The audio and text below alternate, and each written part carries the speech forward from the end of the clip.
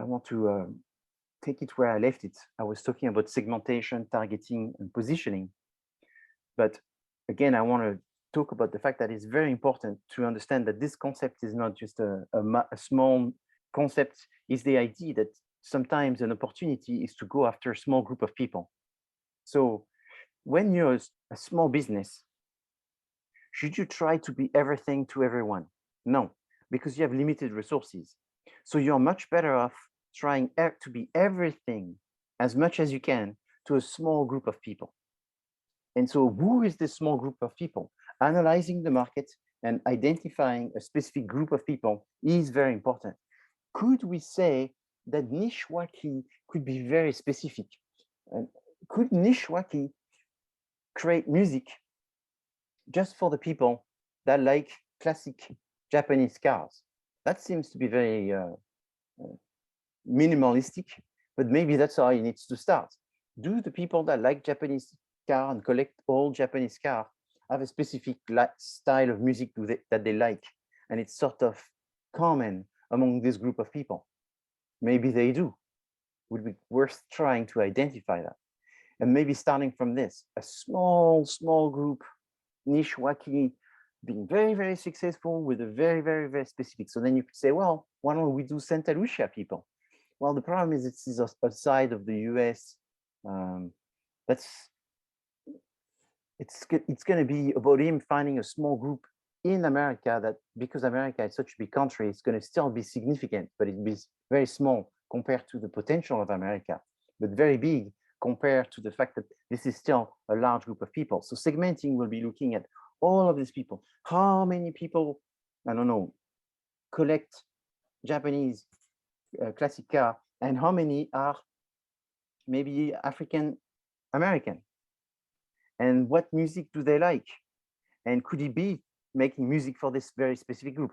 That could be the opportunity to start. But then if you find that African Americans do not like classic Japanese cars at all, then that's not a good idea. But you have to look for ideas that exist because they are supported by an opportunity, and that allows you to create a product that has a just noticeable difference. And all of this is done by doing research. Without research, you cannot do that. So the best tool is to adapt in business. You adapt to the market. What is the market? Market is the micro and macro environment. The idea is to innovate. The idea is to disrupt. And you can disrupt by finding differences among the consumers. So the process is always S before T, because you have to divide, that's S, and T is you have to assemble based on the division that you've seen. Positioning could be PST, or it's recommended that it being STP, because you want to create a positioning which is adapted for the customers that you want to serve. So first find out about the customers you want to serve, and then create the image and meaning, which is the positioning, the identity of your brand after you know who they are. When you target is you group people, you assemble people, you identify the people, therefore after you segment it, and you have multiple methods to do this. So positioning is better explained by looking at a matrix, which has pluses and minuses, and using maybe just one characteristics, price. You could be positioned based on just one characteristic being price, high price, low price, medium price, towards the upper price, towards the lower price, whatever. You could be positioned based on your safety rating. You could be positioned based on the number of features. You could be positioned based on being more or less exclusive. 15 years ago, I did a project for a company called South Beach Diet. So the South Beach Diet 15 years ago was very big. It was a diet that was based on protein, and either taking, not taking proteins. And at that time, there was a lot of people that were copying the South Beach. And there was another one called Atkins diet. People 15 years ago were either on Atkins diet or the South Beach diet. All of this is sort of gone, but that's all what people wanted to talk about, and their diets. And with the students, since we're working on the South Beach, we are looking at all the different diets, and all of these different diets were working on the different targets that they were focusing on. So it was not like there was a better diet, but there was just different diets depending on who you were. So if you were someone that wanted to look like to have a six-pack, there were a diet that kept talking about omega-3. There's even a diet that was called a six-pack diet. So they were mostly for men that wanted to have a six-pack. So it was like very positioned on, I want a six-pack, therefore I'm going to follow the six-pack diet. People didn't really look at what was inside. They just liked the title. Then there was diets based on your different culture. So there was a book called French Women Don't Get Fat, The Secret of Eating for Pleasure. So there was the Italian cooking, the French cooking, the Caribbean cooking. So it was very culture biased. There was also the diet based on your religion. So how did they come up with this? It was just that there's the South Beach, but I'm competing against the South Beach. So how am I going to compete? I'm going to compete by looking at the market, and I'm finding that there's people with different religion. Oh, could we get people to believe that based on your religion, there will be a better diet, better than another? And if the answer is yes, therefore means there's opportunity. Obviously, the first one that use religion as an opportunity is called a disruptor, because they use religion in order to separate themselves. So the dieters prayer, the maker's diet, these are not photoshopped. This was the competitors that we had identified back then. And then there was a diet, but there were some people that there were certain things that they didn't want to do. You know, I don't mind dieting, but I keep wanting to eat pastries. That was one group. So that was a feature of a group, which was, I gotta have pastries. I can't live without pastries. So it was the dessert diet people. Then there was a like chocolate for women diet. So not only was, I like chocolate, I'm a woman, and I want a diet. So they wrote a book that would make these people feel welcome. And then there was the martini diet. It was for the people that want a diet, fine, but they can't cut on alcohol. So they would buy this book because they associate themselves with this. It's like, okay, so what am I supposed to do? Then there was the gender diet. So someone came and said, hey, let's keep it simple. We'll say there's a book for the men and a book for the women. And that's what they did. Very successful. These people made millions of dollars. Then the diet for age. So there's some people that looked at older people diets, but there's some people that said, since there's older, why don't we do kids? Teach nutrition for kids, so diet for kids. So this is to show you that you can implement creating anything, a musician, a diet for a specific group of people, as long as there is an opportunity supporting it, where people see this as being meaningful. There was also, and that's the obvious thing that came after, it was a diet for different races. So people went into, this is the diet for the Hispanics, this is the diet for the white, this is the diet for the African American, as if that made so much difference. But again, remember, it's about increasing people's satisfaction by creating a product that is more adapted to their needs. And if there's an opportunity where people believe, and it's either they believe it or it's true, but believing it is sufficient enough, then you can create a product that is perfectly adjusted for that group. So then there was a diet based on people's differences. So, you know, there's some people that needed to maybe lose more weight, or at least that's what they felt, and people that needed to lose less weight, or at least that's what they felt. So there was a different shape diet based on how much ratio of your weight and your height and all of these different things. They will give you different diets. So positioning is extremely important. Positioning is therefore giving the message to these people, conveying, communicating to them that you have the benefits that they're looking for. And that's what positioning is about. Here is a concept that was developed by Heinz. Heinz was selling ketchup, and obviously they wanted to be the market leader, the most sold ketchup. And so then one of their marketing person just realized that the ketchup out of a Heinz bottle was coming only if you were tapping on the bottom of the bottle. And then this person had the brilliant idea to communicate that. It says, you know what? The good ketchup is the ketchup that comes if it comes when you tap at on the bottom of the bottle. As if, let's be honest, between you and I, a good ketchup cannot be measured and evaluated based on how it comes out of the bottle. But Heinz said, you know what, that's what we're going to make people believe.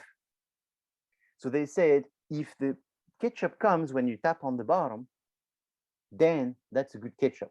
So obviously, this was a long time ago. This was 30 years ago, but that's what they used. And that's how people started realizing the ketchup is not good. It doesn't come like the one from Heinz. Therefore, it's an inferior ketchup. That's also positioning, just the fact that people are going to memorize how the ketchup comes out of the bottle and then use this as a point of difference. So you have point of differences and you have point of parity. Point of parity is a feature, an attribute that you're going to use in order to be normal. So let's say your target wants safety. So you're going to use an adjective of safety because that's important for your target. But then your target either going to take the price, or maybe they're going to take the rating of your product. So then you're going to try to get a high rating and then communicate that you are very good on safety and you're very good on rating, if that's the positioning that you pick. When you're looking at positioning, is you have two expressions of positioning. You have the perceptual map and the positioning map. The positioning map is essentially the map. So it's like this.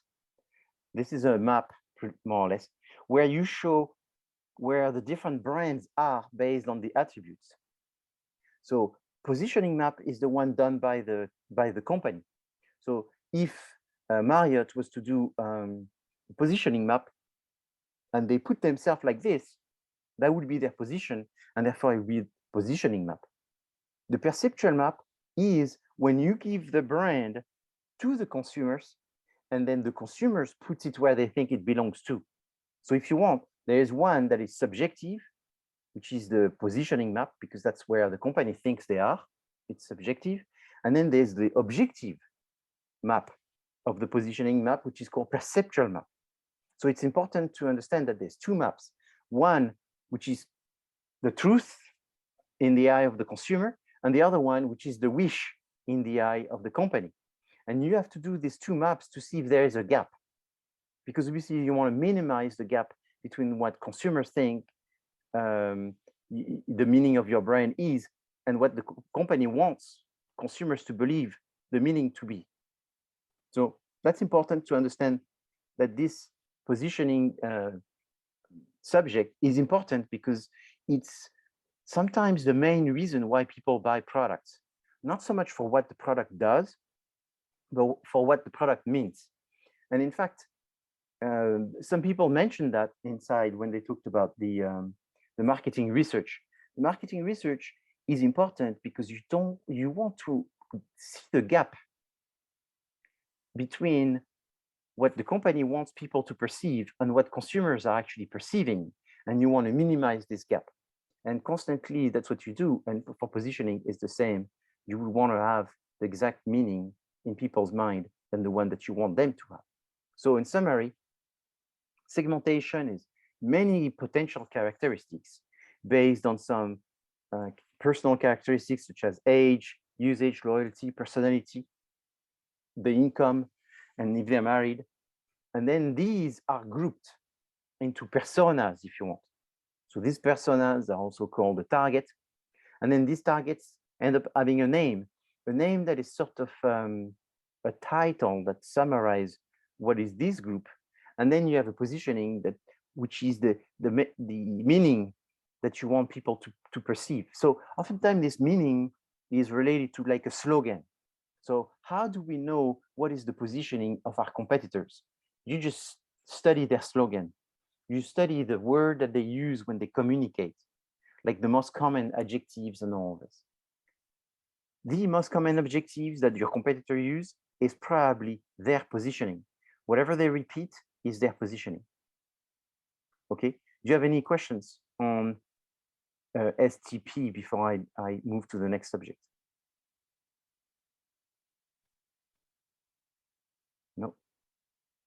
Okay, so what's interesting about everything I'm going to talk about after is that the concepts are all easy now. If I had to judge the complexity of the concept, what you've done in quiz 1 were the most complex subject. In the next quiz, so segmentation is the more complex of all, because the next subject that we're going to talk about are essentially the 4 P's: product, price, promotion, and place. So these concepts are not complicated. You know, consumer behavior is much more complicated. Marketing research is much more complicated. The environment is pretty simple. You just need to know what's the difference between micro and macro. So everything else now is sort of lighter in subject. I wanted to say that, but however, it's important because you have to understand what they are, because they are the ones that are being implemented. Another difficult subject that we talked about before, again by comparison, was strategy and strategies. So that's also difficult, and I know some of you start struggling between the difference between the strategy and the tactics. And so now we're going to talk about strategy again, but strategy specific not to the company overall. You know, like market penetration is an overall company strategy, or new product development is an overall company strategy. We're going to try to talk about the specific strategies within product, within pricing and place, and promotion. So what are the 4 P's? The P that I just mentioned: product, price, place, promotion, and price. And so we'll focus on the product mix. So what is the product? Is anything that you can sell.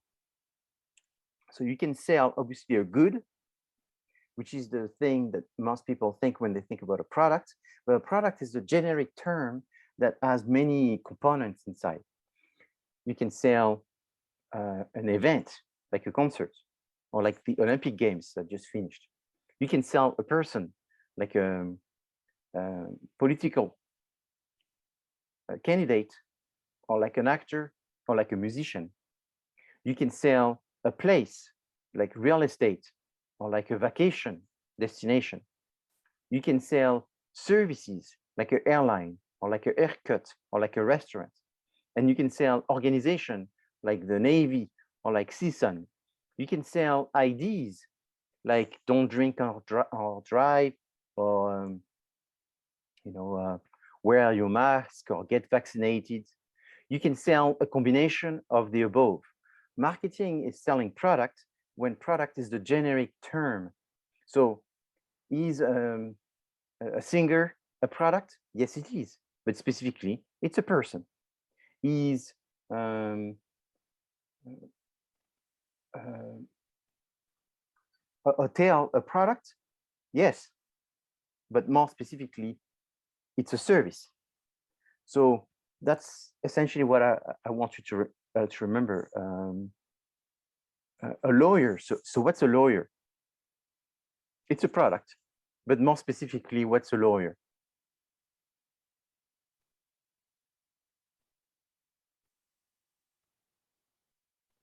Well, a lawyer like defines the law and kind of helps like defend people or advocate for their clients. Yes, so it's a service. Service, yes. It could be a person as well, to some extent, where people are, you know, a specific lawyer that they have in mind. You know, like Cole Jacob. That's like a lawyer that advertises a lot. Called Sweet James. So when they advertise Sweet James, they're advertising a person, but at the same time, they're advertising a service. Okay. So now, In-N-Out Burger, what is that?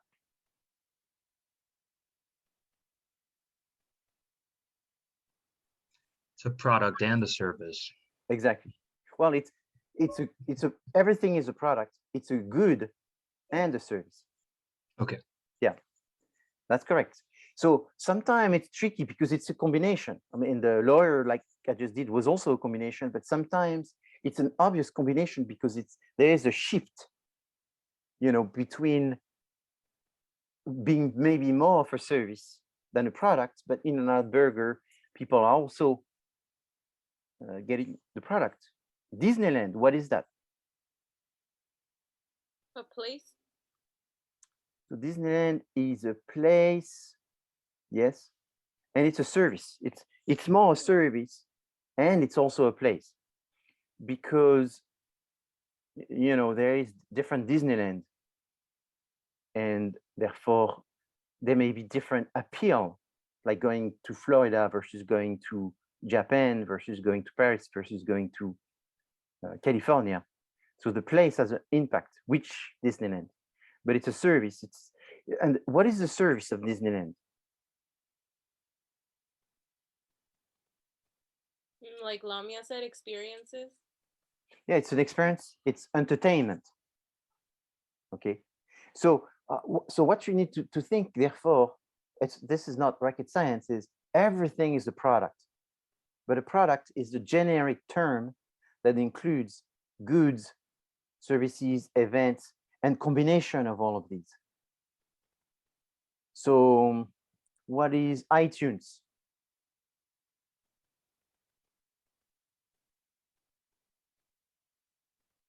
Service. A service. iTunes is a service, exactly. Thank you, Michael, for answering. So the marketing mix for the product mix, is therefore thinking about all the combination that you need to do in order to achieve this product mix. So there's what you sell, being the service, the IDs, the organization, the goods, whatever, and the brand, and also some services, because there's always services when you get to buy something, some level of services. Sometimes it's 1%, sometimes it's 50%, but there's always some level of services, or like the after sale services, or there is some instructions, packaging, and maybe some warranties and all that. When you buy, therefore, products, there's like an onion shape of the product where there's layers of components that you're getting for buying this product. There's the core benefit. So iTunes core benefit is the music that you're going to get. The actual product benefit, so it's a different artist that you have access to.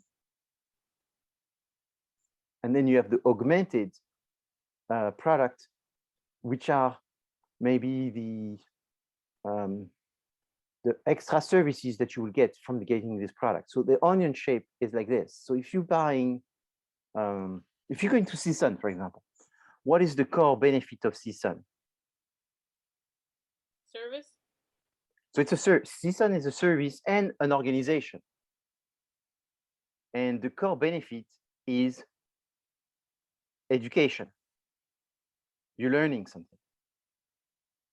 What is the maybe you say it's an education, and maybe you say it's a degree. It's a record. It's a piece of paper, or whatever. That could be also the core benefit. What are the actual product benefit? It's the reputation of CSUN. It's the different classes that you get to take, the different professors. Okay, the fact that it can be done in different formats, all that. And then the augmented product is the fact that there is, there's a cafeteria, there's a sport facility, there's a career placement, there's a affiliation with some association, and all of these different things. So people don't go to the university usually because of the augmented benefits, because there's medical help, but they go to the university for the core. So every time someone buys something, there's a layer, like an onion, from something that is the main feature to just various features. But you have to think about all of these. So now if we think about niche, wacky is therefore you have to think about first, who's the target? Who's the person that we're talking about? And then what would be the core benefit? The core benefit will be, in this situation, it's leisure, entertainment,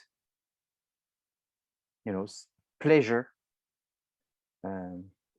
emotional. Okay, and then the actual product maybe is the genre of the music. Maybe it's the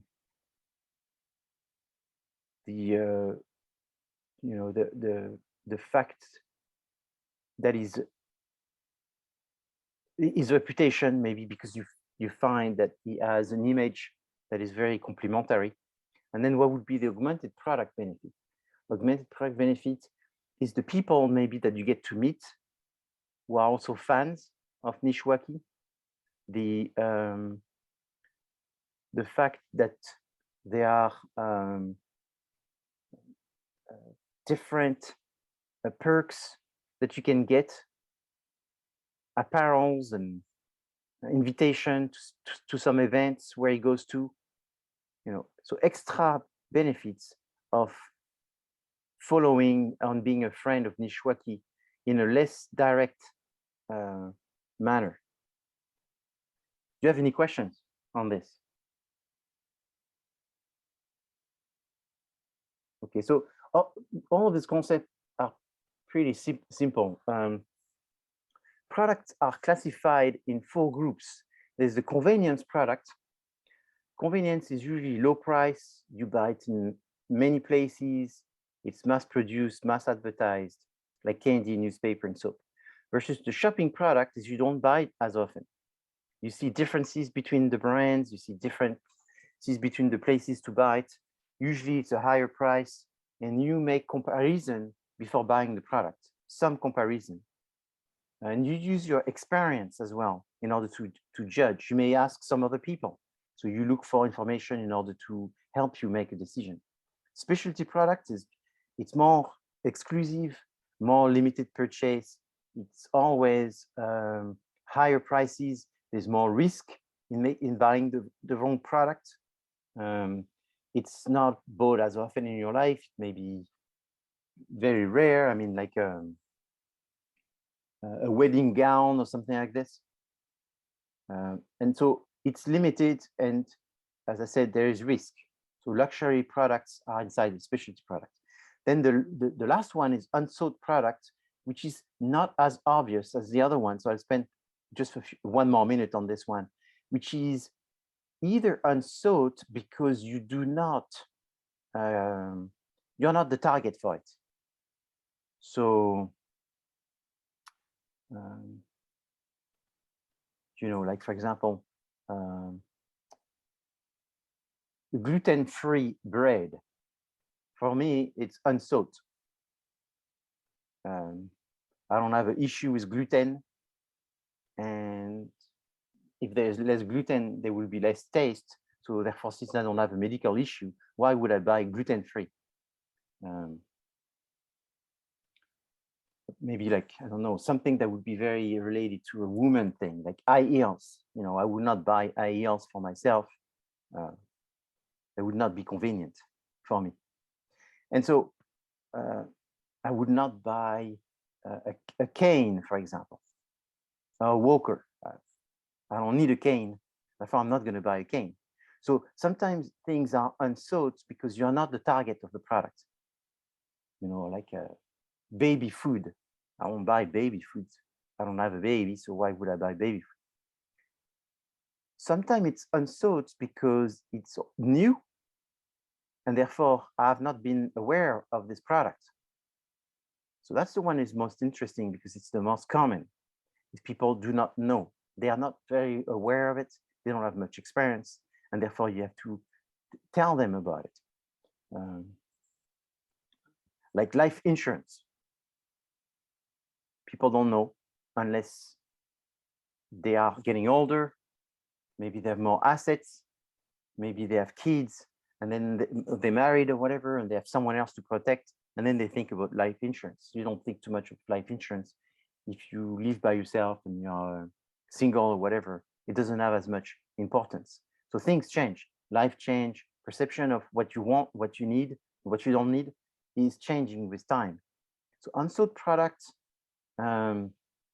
Nishwaki in some way is an unsought product. People don't think about him. So therefore, we have to make him known by people. At the same time, it will be considered probably a shopping product by most people. So that will be inside this category.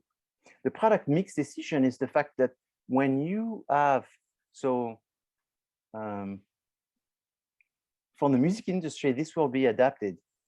So that's the generic way it's presented, where you have to create a product line, which means that if you have one successful product, you need to generate a second one, and a third one, and a fourth one, and then you need to have categories of products. So the idea is that you have to have some level of consistency between the product that you sell. So you don't sell olive oil and pens and pencils. What you have, therefore, if that's what you do, is you have two different companies, one in the olive oil and one in the pens and pencils. But then in the pens and pencils, you're going to have different pens and markers and all of these, and one with ink that you can erase, and one that you can't erase, and one that are more luxurious and less luxurious, and so forth. And so you have to think about the depth is how many variations of products you have within the category and how many categories you have. So the number of categories is called the width. The number of variation within categories is called the depth. And then the total number of products, also called SKUs, S-K-U-S, you have is called the length. And the product mix is therefore managing all of these.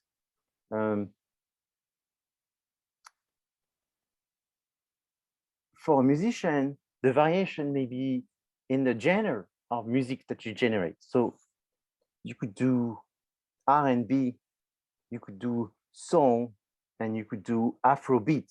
Maybe that's 3 genres, and that's essentially says that the width of an Ishwaki is 3. Now within the Afrobeat, then you're gonna have many different songs, and each one of these songs is gonna be therefore the depth. And so there's pros and cons in having too much width, because then the more width you have, the broader is your STP, and the more targets you have. And the more targets you have, the bigger your resources. So for someone like Nishwaki, it's much better to have a narrow target. And therefore, it seems that it would be better to focus on a limited genre versus expand in the genre. When you run your portfolio, your product line mix, is therefore you have the opportunity to make product either simpler or more complicated. So simple products are called a downward stretch, and more complicated products, like an more upscale product, is called an upward stretch. So if you are Prada and you're making cheaper Prada, or you're Armani and you're making some Armani exchange product, therefore they're simpler version, you're doing a downward stretch. But when you're making them more exclusive and more rare, like Toyota making Lexus, is you doing an upward stretch. There's pros and cons in doing these, because there's always an issue related to an increase of sales or a decrease of sales, or increase of reputation or a decrease of reputation. If you are doing a downward stretch, you're decreasing the reputation of your original product, but you're increasing your sales. If you're doing an upward stretch, is you're not, maybe it's going to sell that much, you're going to put a lot of resources, but at the same time, you're improving the reputation of your brand, of your company. So there's advantages and disadvantages. Now, earlier I spoke about one product being a service, and I want to spend just a few minutes talking about this, because the service, the category of service is very important in the music industry. And also it's very important in looking at business in general, because it's the biggest category. The biggest category in terms of sales are services. And so services are different than goods for 4 characteristics. So the characteristics of services is intangibility, which means that you cannot store, you cannot touch, there's no physical goods. If we take a airline, you're taking an airline to go to Florida. So this airline is giving you the service of transporting you. It's intangible in the sense that you cannot store or keep the service. You're consuming it at the same time that it is being produced. So that's the last concept, the concept of perishability. It's consumed at the same time it's produced. That's typical of a service. It's variable, which means that your flight to Florida may not be all the same. Your satisfaction may vary because there's a human factor. And in that case, there's a natural factor. Maybe the meteo was not good. Maybe something happened and therefore it varied. So there's a lack of control with services compared to goods. It's inseparable, which means that it's produced by someone, and therefore you cannot have the service without having someone perform the service. So for a musician, you cannot say it's fully intangible because they will have the recordings. Maybe they have an MP3, maybe they buy a vinyl or something like this. So there's some level of tangibility. Inseparable is you can't separate it from the artist.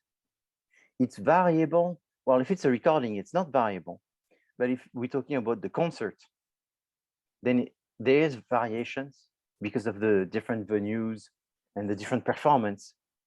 And it's perishable, which means that if we're talking about some kind of live event, is you cannot keep this event for later, unless, again, it's a recording, and that situation could be not watching it, but recording it and being able to see it at the different times. So services have all of this variation, and you need to be conscious about it, because when you market services, you have to see to monitor the minimum variation as possible. So if we take, again, the airline, is you would want to ensure that there's nothing different that happens every time. Or when you go to a McDonald's, is they're going to try to make sure that there's processes and standard of processes in order for the service to be performed the same way. That's why there's so many franchise that become successful, because that's the idea behind franchise, is that there are processes and standards that have been installed by the franchise, and therefore are protecting the consumer for being, to some extent, sure of getting the same thing time after time. Do you have any questions on services? Okay. So now we get to the question about branding. And what's interesting about branding is, I told you that sometimes people buy a product because of what it means. So that's the positioning. But the positioning is inside the brand. So what's the brand? The brand is defined by its equity. So what's brand equity? Brand equity is a difference that you get between a branded good and a non-branded good. So you have something called pet food versus you have PAL dog food. PAL dog food is a branded, or Petco dog food is branded Petco, versus just pet food is just generic. So once a product is branded, it develops an equity, and an equity is a difference there is with that brand if it was not branded. So it's the gap between non-branded and branded. Now, when you look at the details of what makes that gap, it's 4 factors. So the 4 factors are brand awareness, brand association, brand quality, and brand loyalty. And it's in the order, which means that the most basic factor of brand equity is brand awareness, the first one. Brand awareness is, do people know about the brand? And so there's different ways of knowing about the brand. There's the one way which consists in someone gives you a product category and you say a brand. And so that's the pure awareness is they know about it. And that's the best one to have. So someone tells you about, someone says rapper, give me the name of a rapper, and then they give names. So that's the direct awareness. It's the recall. So the recall is much better. And then if you give them a list of singer and ask them if people know, that's still brand awareness, but it's a lower level, and it's called recognition. So when you're a brand, you want awareness, but within awareness, what you really want is the recall. Why do you want to have recall? Because people are more likely to consume products if they have a brand recall. And so that's why sometimes you hear people say bad advertising is still better than no advertising, because bad advertising actually builds some brand recall. And eventually people sort of forget, but they still remember maybe something about that brand that eventually helps this person to make a decision to buy or not to buy. And in fact, it mostly goes into improving eventually people to buy. So you want to repetition, you want to be seen because you want your brand to have some level of familiarity and be considered inside the potential product they would buy. So that's the first layer. The second layer is brand association. So that one is directly related to positioning. Is when they hear that brand, what do they think? What is the first thing that comes in mind? And in fact, you could even have this question to people when you do interviews, is you could tell them, what do you think when you hear the name Nishwaki? And then they can start telling you, I think of this, I think of that, I think of this. Then you could try with some other people, as you could write Nishwaki and say, when you see how it's written, what do you think? Because people may think about something when they hear Nishwaki, which may be something good or bad, something cheap or expensive, something hot or something cold. And that's how you go in trying to get into their brain and see how they feel. And then the way it's written has another impact. Okay. And so all these association of the brand are very important because they help you differentiate between brands, and therefore they are directly related to the positioning. Then once you have a brand that is known and has some association, the next level is quality, specifically quality. So sometimes the association is about quality, and in that situation, that's very clear. You have sort of only 3 layers, which would be brand awareness, association of quality, and then brand loyalty. But sometimes it's distinguished because quality is in itself a single spectrum where people associate brands between low or high quality. So it's very important to build this in the brand. And then the last one, which is the most important and the most powerful element of the brand equity is brand loyalty. Brand loyalty helps because the higher brand loyalty a brand has, the more people buy, the more often people buy, and the more they recommend to others, which minimize your marketing costs. At the same time, it helps in selling products more expensive. So I'm sorry to say, but to make more profit. If you have higher brand loyalty, you can make more profit. Also you can launch new products, because when you launch a new product, you never know if it's going to work. But if you have a higher brand loyalty, you know that there's a certain group of fans, and this fan base is going to support the launch. So when you launch a new product, maybe you need, I don't know, 100,000 people to buy this. Otherwise, you don't make any money. But with a good fan base, you know that you'll have 30,000 people at least are going to buy it. So you're going to get a third of your minimum from day one through the brand loyalty. But even more important than this is it builds a better trade negotiation. So the trade negotiation is if you want to collaborate with other people, if you want people to take you seriously, if you want to have a relationship with other artists, the other artist is going to want to do things with you because you have a fan base. The distributor are going to want to work with you because you have a fan base. It's going to help tremendously getting you contracts and getting you endorsements and support from private companies and events and all this, having brand loyalty. So this concept of brand equity is very important, and it's therefore the combination of 4 characteristics. When you come up with a brand, you have to think about the brand as the pronunciation of the brand, as the fact that the brand is available as a trademark, that you can use it legally. You also want to think about the how you use the brand, and to some extent, Nishwaki is sort of a little bit in that situation because he has multiple names. Tariq Taylor, Tariq Lord, Nishwaki. At the end is which one he really is. And I think that's something that needs to be very clarified. And I would say that's part of, I mean, it's not a big weakness that he has, but it's definitely in the middle of everything.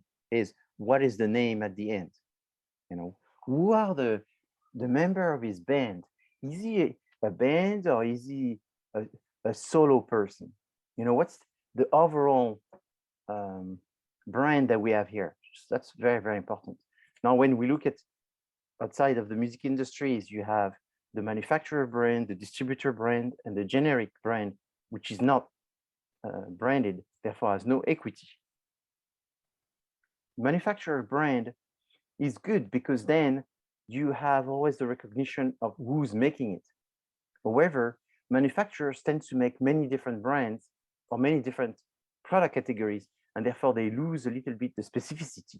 So if you're like Philips, for example, and Philips is making TVs at the same time as they're making shavers, at the same time as they're making kitchen accessories, you may start thinking that they are sort of using that brand Philips across too many different categories, and therefore they're losing a little bit of their specialty.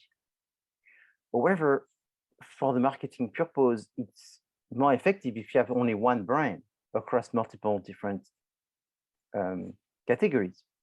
Therefore, you have always the corporate brand as overlapping everything.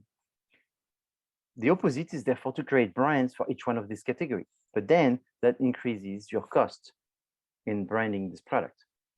Another thing about branding is the personality of the brand. So not only the brand as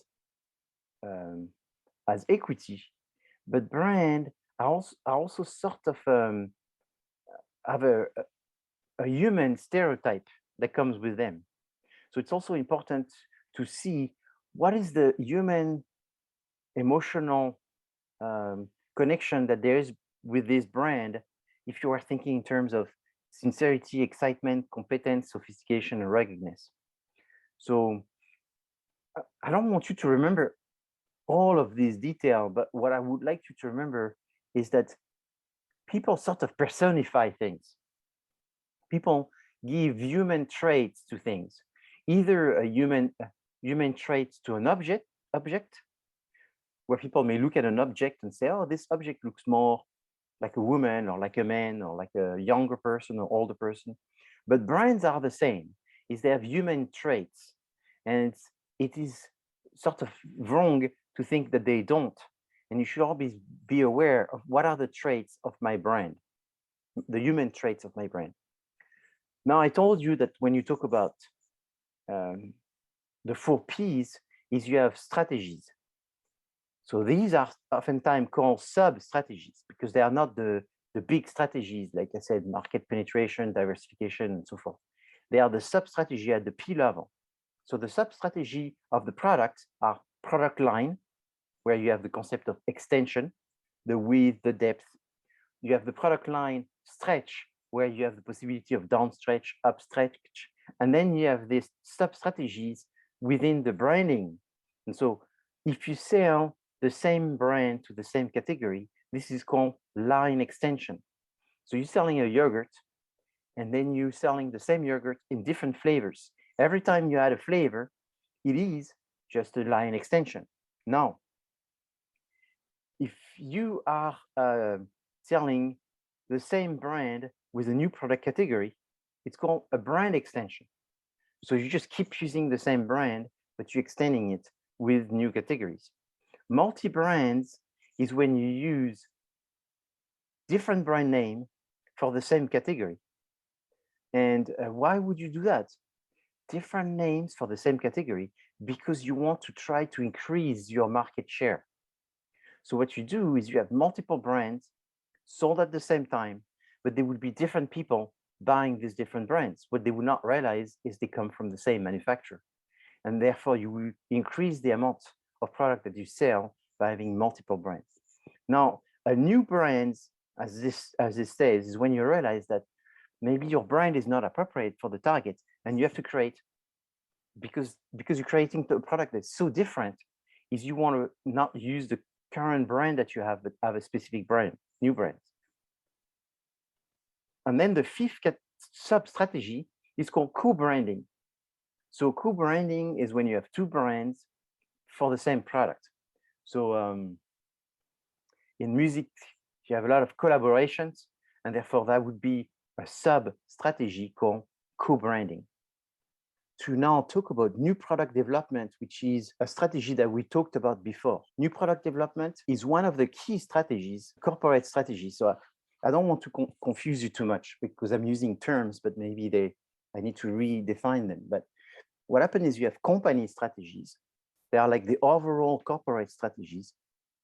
Then you have sub-strategies within the 4 Ps. And then under that, then you have the tactics. So the corporate strategies is the 4 that we have right now on the screen, the 4 basic the strategies that sort of cover 75% of the situation. Under that, you will have the sub-strategies, and we looked at several today when we looked at product mix, we looked at product line extension, we looked at branding strategies. These are sub-strategies. Are they still considered strategies? Yes, but you have to see that they are at a different level, because one is covering the whole company and the other one is only specifically covering the product section. So when you talk about new product development, you're talking about this square, this one. And therefore it's creating a new product for an existing market. So it's essentially an innovation to replace the previous innovation. So you're continuously innovating and you're continuously coming up with new products that are usually better than the product that they're replacing. So if we're looking at something simple like Halloween costumes, that's what you have to do. Every year you have to come up with the new costumes, and each of these costumes is going to be based on what people would like to dress up like. So you have to anticipate. How do they want to dress up like? Obviously, there's the stereotype of how people dress up, Dracula and whatever thing that they would want to dress up at the time. But you have to sort of do some market research to see what variation you need to do in the last year costume in order to make it better, but also to see if there's any new costumes that would be appropriate. So I've been over 20 years in America, and what I noticed is that the women costume is becoming smaller and smaller and smaller. And I guess that's the trend. So now, when you make the costumes, what you do is you go observe people, you go ask people, you look at what are the changes and what would make the most sense. There is a bunch of costumes, and why would people dress like this? It's based on the different people, the different party, the different lifestyle, the things change. Sarah Blakely is a lady who understood the concept of opportunity, because she eventually came up with a product called Spanx. How did she come up with Spanx? usually, and this is very much an entrepreneur. I mean, she won the Best Woman Entrepreneur of the Year, I think in 2014 or something like this in America.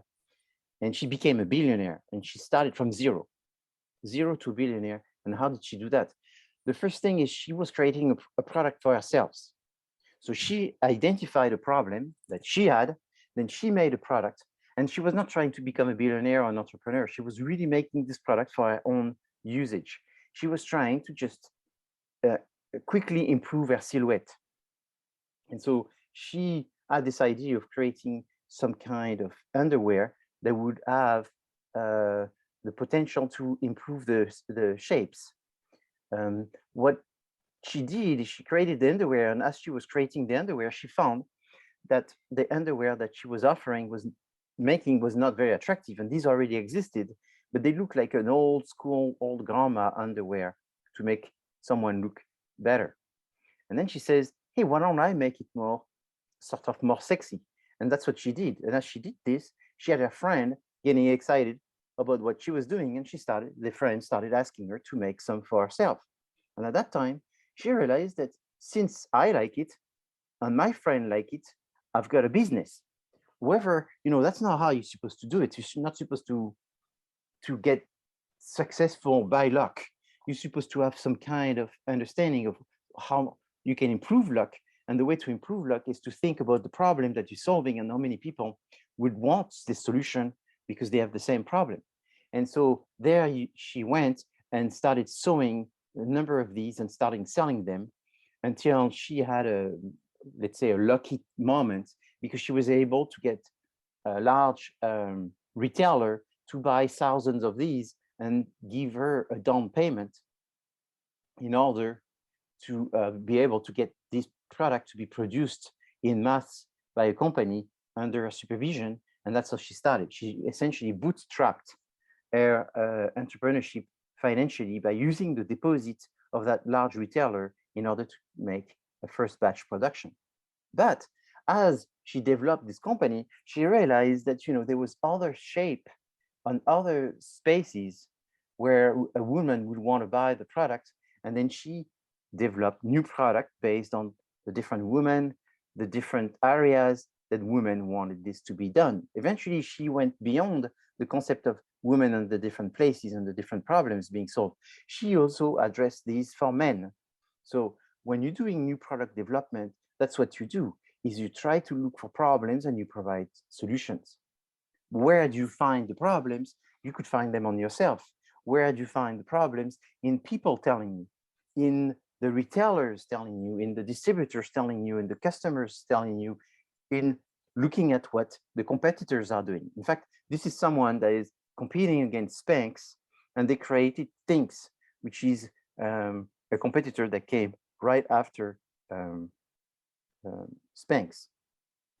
Things, it does very unique type of commercials that I don't totally understand. But so when you are the first to come up with a product, what are your advantages? Well, you get to choose the best target market. Essentially, people are hearing from you first and you become the category prototype. And therefore, you get more resources such as distribution.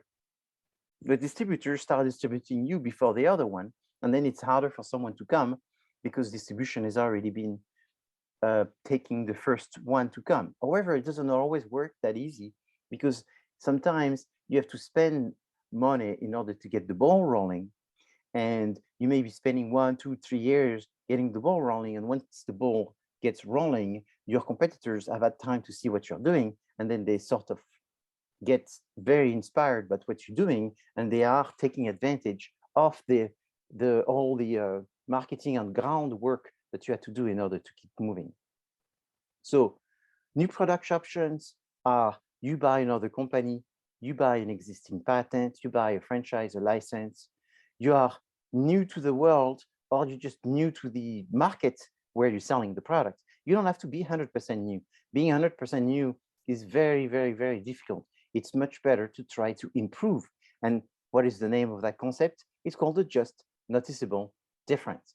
So the just noticeable difference is you have an advantage Maybe it's one of the features that the other one don't have. Maybe people don't have to do anything. It's compatible to their behavior. Maybe there's nothing to read. Maybe it's easy to see what you have done to the product, and there's one element that makes it better, and it's easy for people to see and be explained what is it that you've done that is better. And then you want to be creating innovations that are easy to communicate. Innovation that people can only get after using the product for a while are hard to sell. Innovation that you can show in a simple display, with it works, without it doesn't work, and it's a feature that is sort of on and off, then that makes it a lot easier when you're trying to launch an innovation. The idea is that when you sell a product, there's different group of customers, and we talked about this when we did consumer behavior 2 or 3 weeks ago. And the idea is innovation are not for everyone. People have different propensity to accept innovation, and therefore you try to focus on the people that will be the one embracing your product first. If you try to sell it to everybody, you will probably fail because you will waste your energy. So you want to identify who are the one most likely to buy, and then focus on them in order to create the snowball effect, where it starts from that group and then eventually it evolves into a larger group of people. The idea is that products are at one time new and at one time they are old. So essentially products go through different stages, and the most common number are 4 stages, where there's the introduction, growth, maturity, and decline. So the sales go up, but then the profit keeps going down at one stage. Why is that? Sales go up because more and more people are interested in buying the product. And once you get to the maturities, that's when you reach the larger number of people, the mass distribution, mass production, mass consumption, mass communication. But at that time, because there's many competitors, you also have mass promotion. And with mass promotion is you are giving discounts. And as you're giving discounts, you're selling more product, but you're also reducing the profit that you're getting. So what you do in the various stages is very important. Okay, before I talk about this, this is the philosophy behind new product development. Why do you have new product developments? I just want to ask you this question. Why new product development are necessary?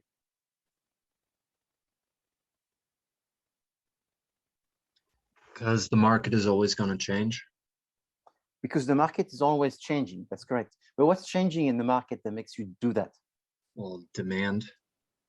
So the consumers change, it's true. There's even a cycle within the consumers.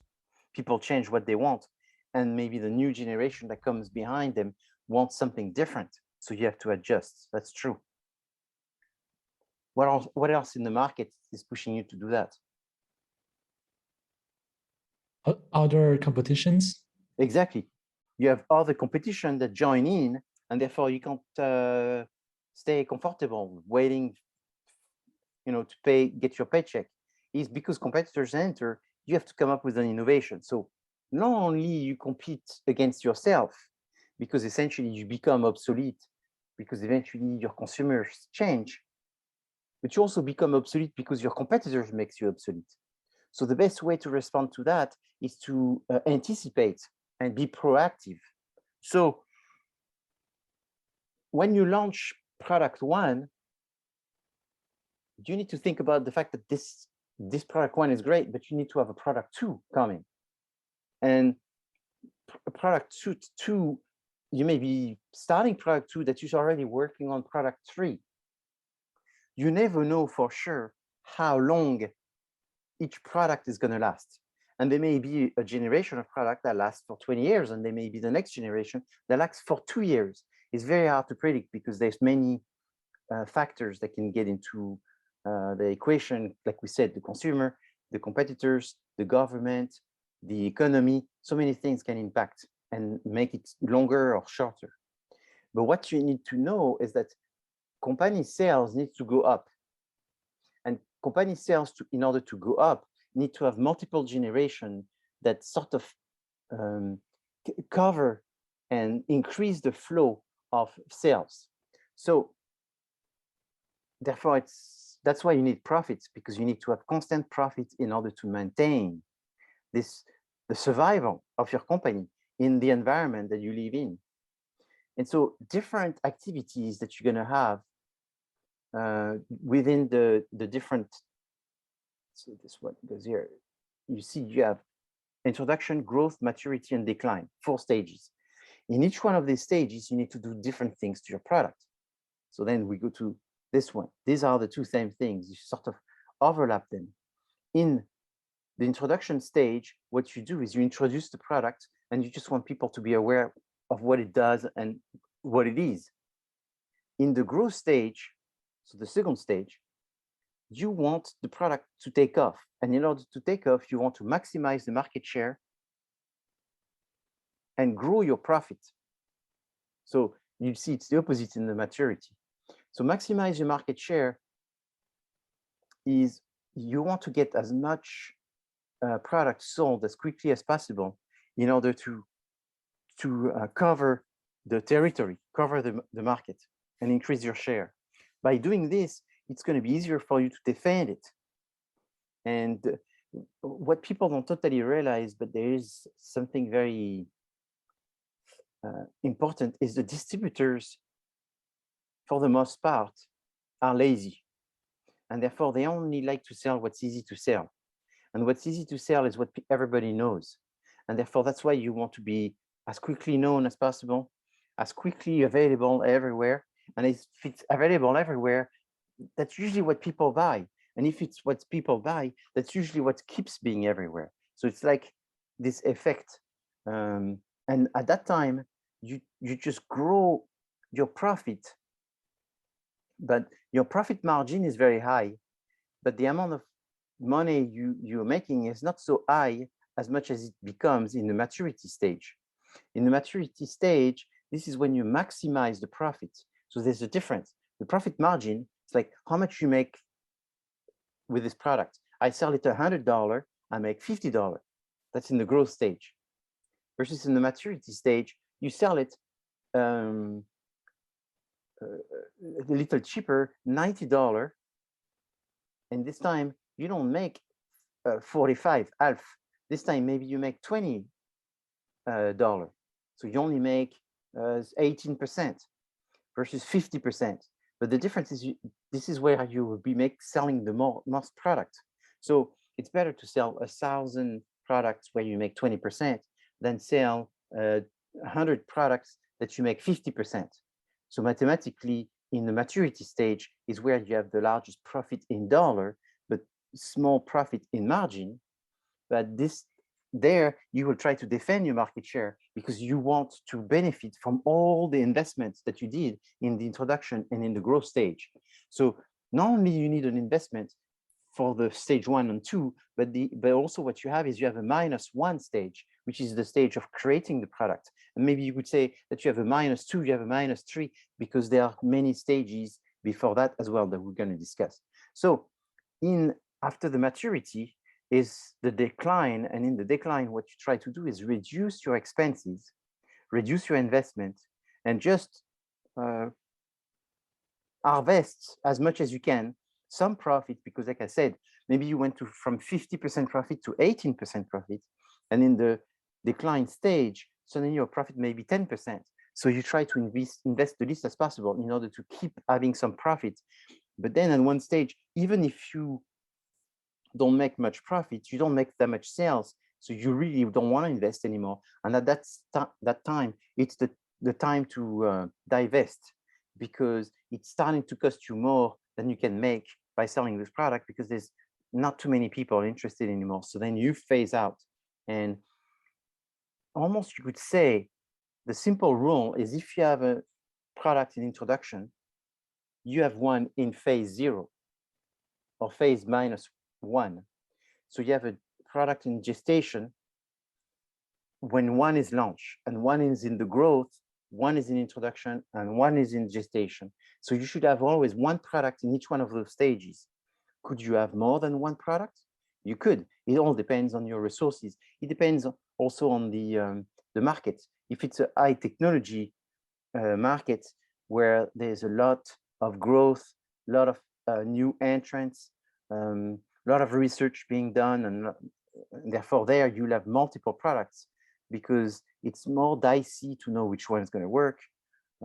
And there may be cycles that are very short. Therefore, you need to have multiple products in order to continue having this sales growth that you continue maintaining. So why do products fail? They fail because you didn't analyze the market well. The consumers were much different than what you anticipated. In fact, they were more specific than what you anticipated, and your product is too generic and not specific to them. Maybe there's some changes in the economy. Maybe people are looking at not buying this product anymore because maybe they're looking for products that are more recycled or something like this. Maybe because you didn't plan for all the costs in making this product. Maybe because you're running out of money. Maybe because of the timing, it was not good timing. Maybe because the product had competitors, too many competitors that join or that you didn't anticipate for. Or maybe because your company is sort of not fully committed to selling this product, and therefore it has failed because there was kind of like a half agreement and backup from all the different people in your business. Some products grow to maturity and decline, and some products are just simply revived. So Kinder Surprise is one of them. Nutella, Mr. Clean, and Tic Tac are products that benefit from nostalgia, and they are either just re-promoted, or they are repackaged, or they are just sort of revived, or they are redesigned, like the Porsche 911. I mean, the Porsche 911 was supposed to be stopped in the 70s. And in fact, it was more than being stopped. It was actually replaced by a car called the 928, Porsche 928. So Porsche created the 928, which was 99% produced by Porsche, versus the 911 was 40%, 50% produced by Porsche, and the rest were actually parts supplied mostly by Volkswagen and Audi. And therefore, it was a car that dated back the original design from the 50s, and they were going to replace it by the 928, which was supposedly at the time much better. It was bigger, it was a V8, it had bigger seats in the back, it was more like a car for the American market. It was mostly automatic, and so the 928 was supposed to replace the 911. However, the market dictated differently, and in fact, the 928 was the car that was comparatively short-lived, even though it was produced for something like 18 years or whatever, so a long time, but it was never to be replaced and abandoned, versus the 911 has never been stopped, and it's actually sort of going through constant nostalgia. So when you have a team that produces a new product, is you have two team organization that you could be using.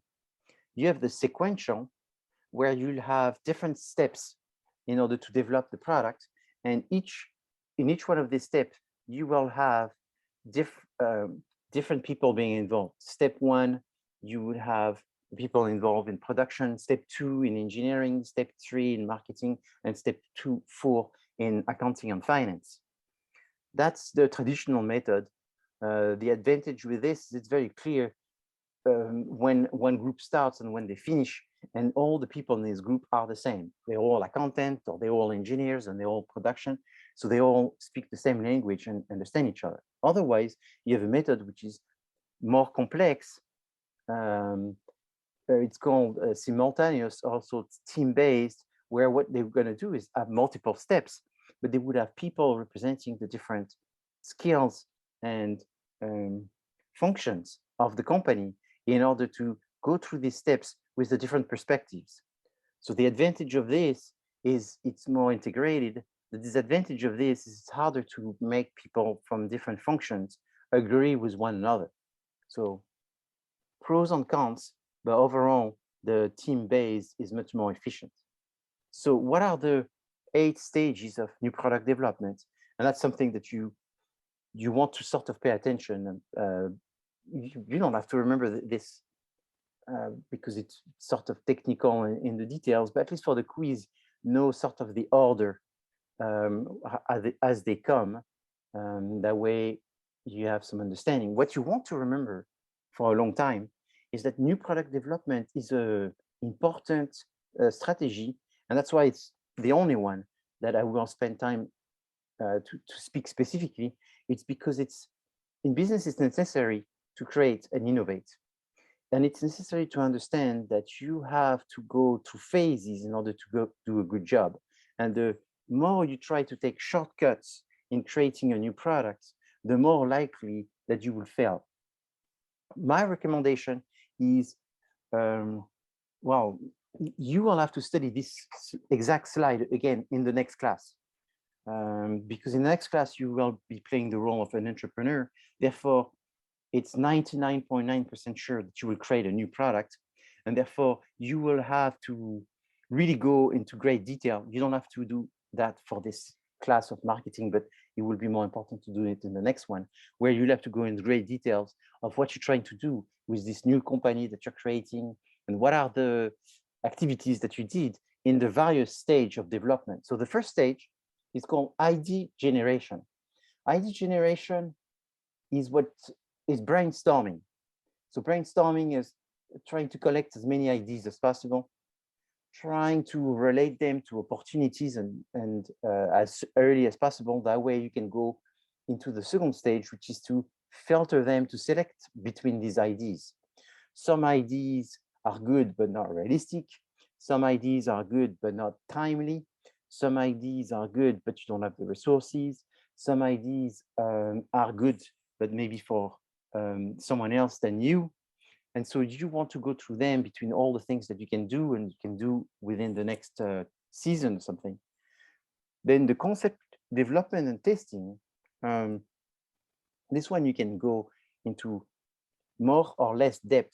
The idea is that you want to try to create some prototype and you want to be able to start having consumers test these.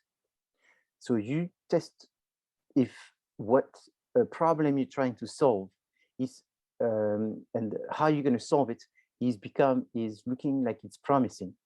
So the prototype you're making may be full prototype, maybe partial prototype, but you want to try to simulate consumers to use it. So if you're creating some music, that's essentially what Nishwaki did last week. He sent us a video draft and he wanted to get some feedback from us, or at least to be in the loop to see what he's doing. And so that's the concept development testing. The marketing strategy is where you start defining who are the customers, how much you want to sell this product, where you're going to sell it, and what are your strategies, what are your tactics. The business analysis is you want to try to identify the costs, a budget, how much this is going to cost. Then the product development is you really go into the detail of producing it and putting it together. And then you may sell the product, but more important before you do that is you do a last testing in various scales. So either you do a testing by, again, selling it to just a limited group of customers, maybe your fan, the VIP people in your that are loyal to your company, or you're selling it to just a specific area and not everywhere, just one store or just one online store, just one event or something, and see people's reaction before you go into a broad commercialization, which is that you stage the launch of the product in multiple areas at the same time. So the idea of testing is to anticipate how all is going to work and see if there's any adjustments that you need to make before you go and fully commercialize the product.